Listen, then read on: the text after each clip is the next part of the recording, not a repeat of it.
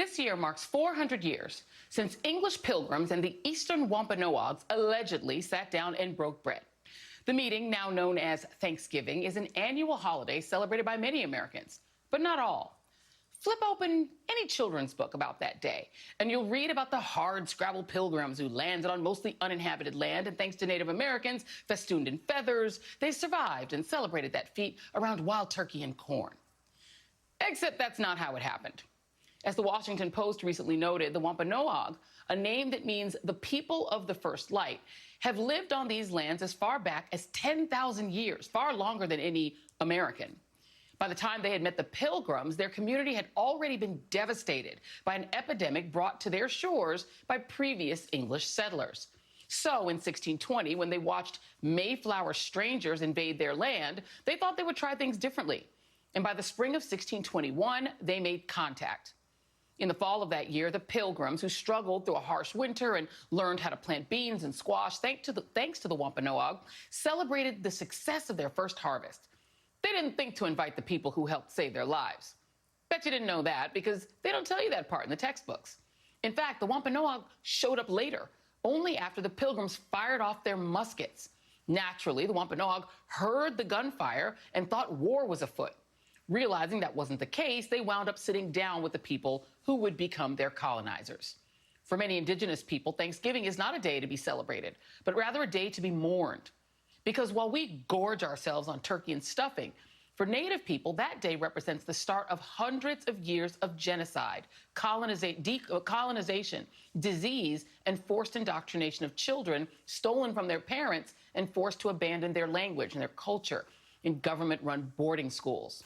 With me now is Dana Hedgepeth, Washington Post reporter and member of the Halawa Saponi tribe of North Carolina, and Brian Whedon, chairman of the Mashpee Wampanoag tribe. Thank you both for being here. Really appreciate you.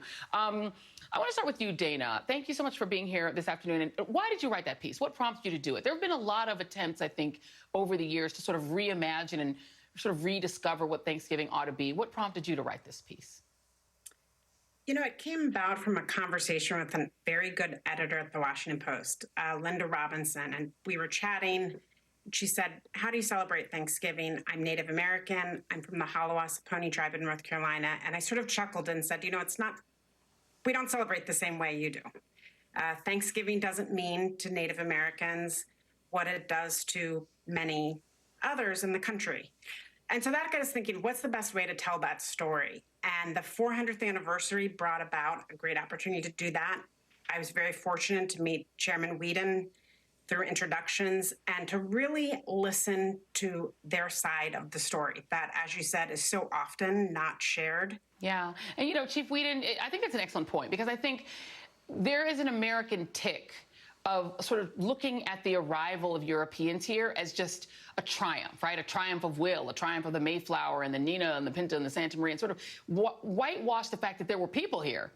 And then to take those people and just make them, well, those were their friends, and they gave them corn, and then everybody did Thanksgiving. And to wipe out really what was a really tragic history, including for the Wampanoag, of, you know, encountering European settlers getting wiped out by disease, maybe smallpox or whatever germs they were carrying, and then encountering them again, and then being colonized.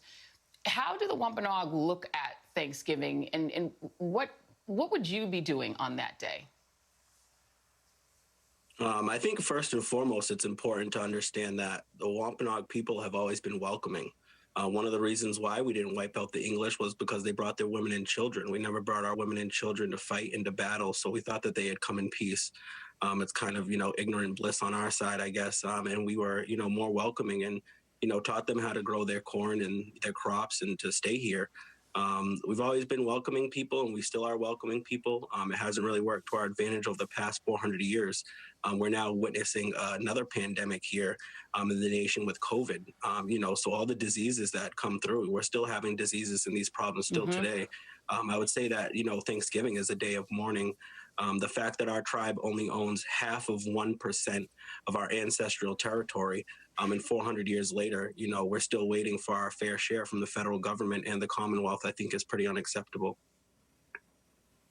Yeah, and, I was just looking at Dana Hedgepeth, you write about the division of land and taking what had been vast lands that the Wampanoag had, dividing it up into like 60-acre chunks and defying the culture of these great people who didn't divide land that way and tax it that way.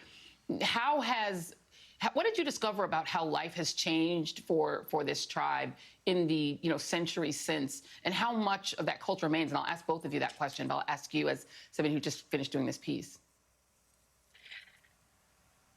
Well, they are alive and strong.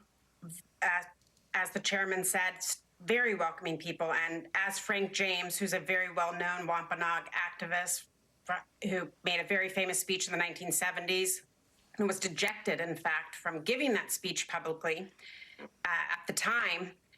But perhaps the best line from his speech was, "Befriending the Pilgrims was perhaps our biggest mistake."